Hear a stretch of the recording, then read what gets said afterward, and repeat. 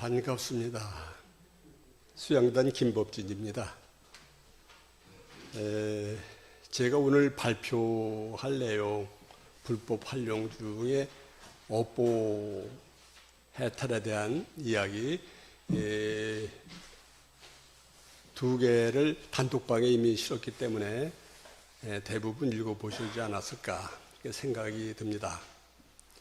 그래서 간략하게, 아주 간략하게 요약만 하고 저에게 주어진 시간이 7분입니다.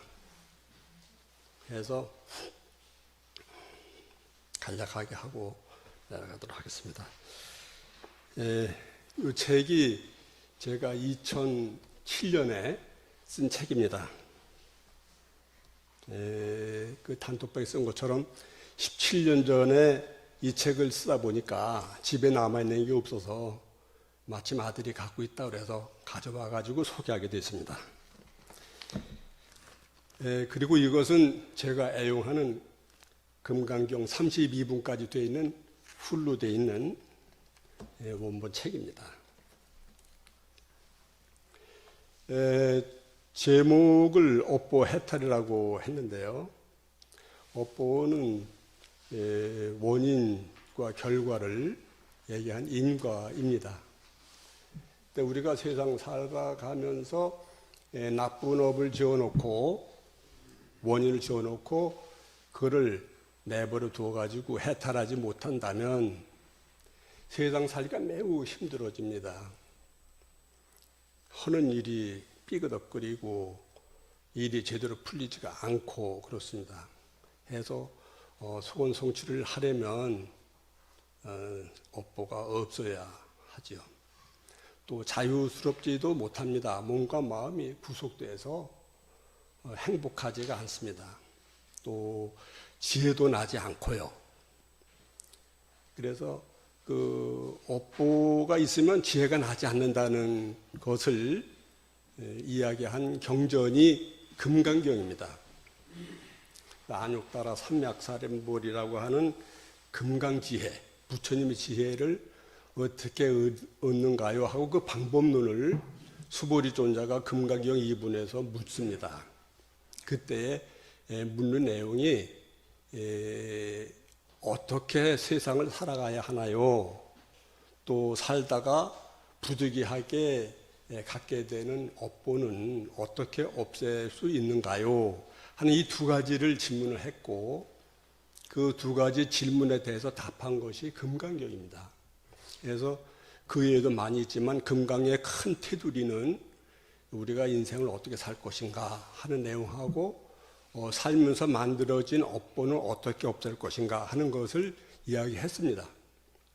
해서 이 내용이 우리가 당장 살아가는데 매우 필요하다 해서 업보 해탈을 공부 표준으로 올 한 해 잡았던 거죠.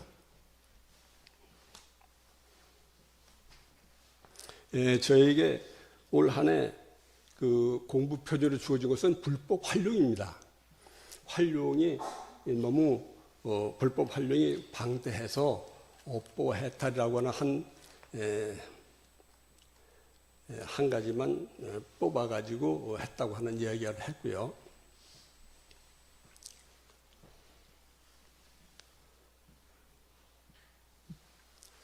업보가 있으면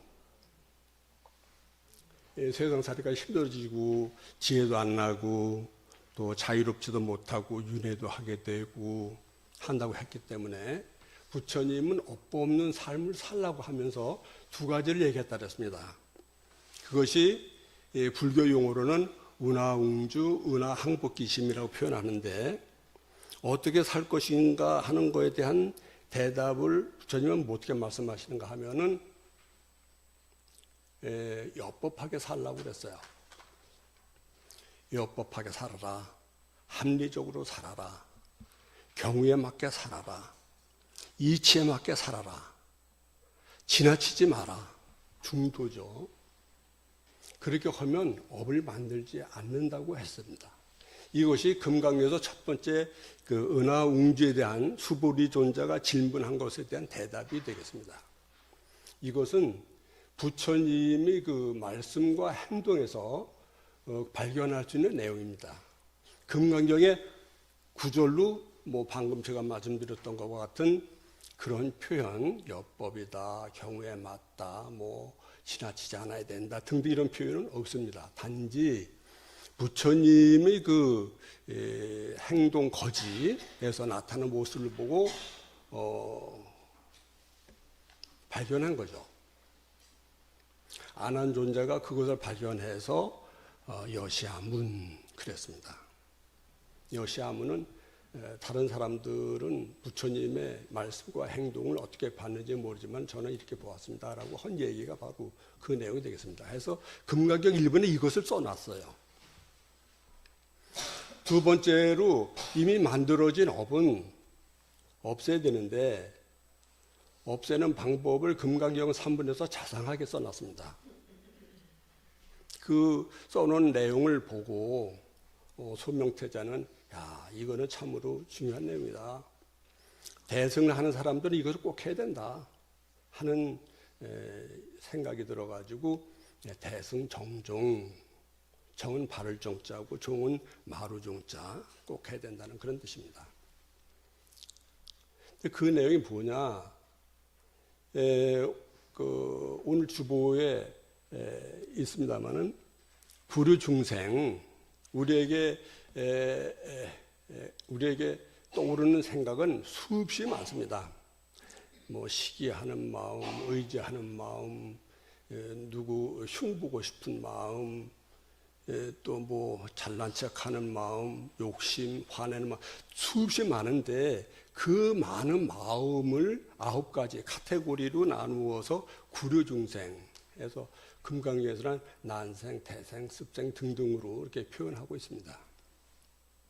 그런 마음이 내게 올라오면 그 마음을 우리는 실제 있는 줄 알고 있거든요.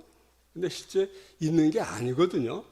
아닌데 있다고 생각을 하고 괴로워하고 걱정하고 시기하고 그럽니다. 근데 그 마음이 실제 있는 게 아니다. 근데 니들이 굳이 있다고 자꾸 생각하니까 방법을 가르쳐주마 하면서 하신 말씀이 방편으로 한 얘기가 악의 영이 무여열반 이멸도지라고 하는 내용입니다. 내가 다 받아들여서 그거를 행복에 해주겠다고 해봐라. 마음 먹어봐라. 그러면 없어진다는 겁니다. 실제 있는 게 아니기 때문에. 그런데 우리 보다 중생이라고 그냥 얘기를 하죠.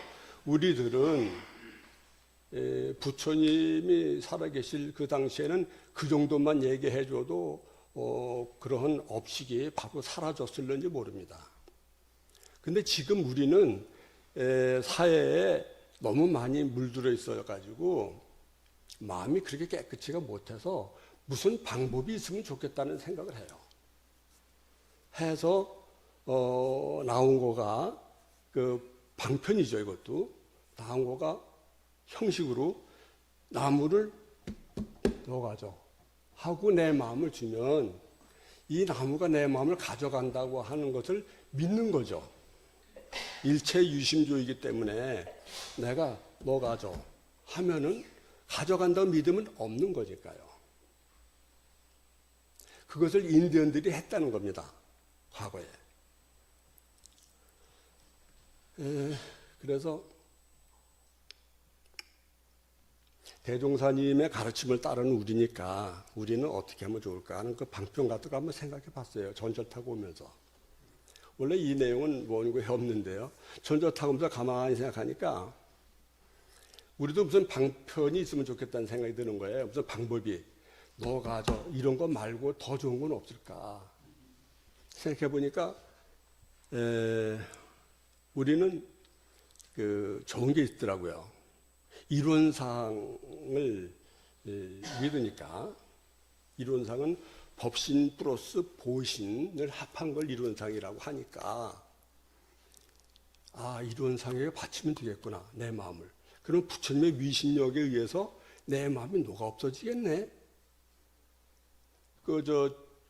제가 그 단톡방에 실었을 때는 집채만한 업식이라고 하는 표현을 썼습니다. 집채만한 업식이 얼음이라고 가정해서 그 한여름 뜨거운 태양 아래 얼음을 내놨을 때 이것이 한번 녹아져 해가지고 없어지진 않겠죠. 그러나 오래 쬐면 없어질 수 있는 것처럼 사람이 가지고 있는 업식은 다양합니다. 아주 큰 업이 있고 적은 업이 있고, 근데 적은 업 같은 건 바로 없어지겠죠. 근데 이걸 없애기는 태양이 부처님의 위신력이니까 이론상의 그 위신력을 우리 믿고 내가 지금 불안한 마음이 있다든가 하면은 이론상 하고 바친다거나 이론상 하고 하는 게 조금 개념이 덜 들어온다면은 이론상 하고 내 마음을 들인다면 뭐가 저 하는 거와 똑같겠구나 그런 생각도 전적차고 오면서 이렇게 생각을 했어요.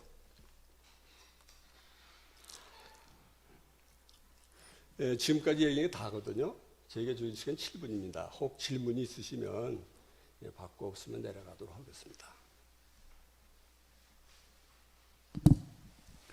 없으신 거로 봐가지고 제가 설명 잘했나 보죠? 오늘 박수 부탁드리겠습니다.